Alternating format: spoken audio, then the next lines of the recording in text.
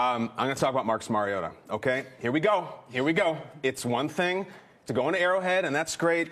It's another thing to go in there, and there's Belichick, and there's Mr. Kraft, and there's Brady, and there are the banners, and this is your life. You look at Marcus Mariota, he's in some pretty cool clubs, okay? He's in the Heisman Club. He's a #2 pick. He played in a college championship game, the best rookie debut ever.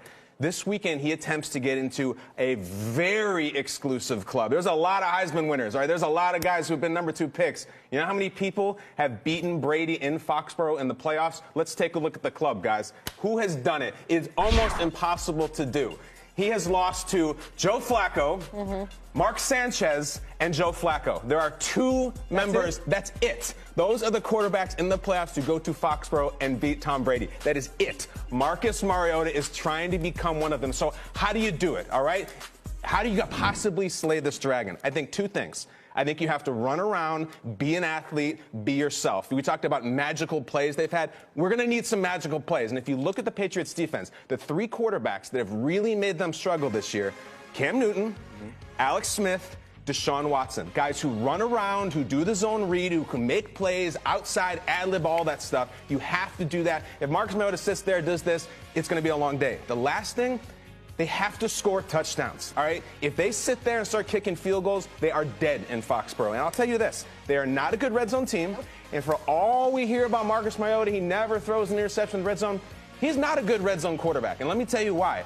He completes less than 45% of his passes. He throws that out of bounds. He plays it safe, and that's great.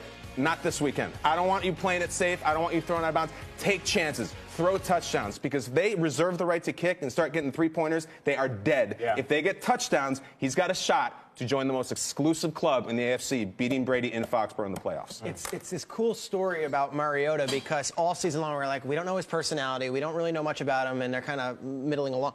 And then he gets to the playoffs. In Week 17, to get into the playoffs, he throws a stiff arm and talks trash to Barry Church. Then last week, he throws the game-winning block and gets celebrated by his team. Touchdown to himself. It's like those are those special things he's talking about. Those are those magical moments. So I'm picturing the America's game, Tennessee Titans, 2017 Super Bowl season.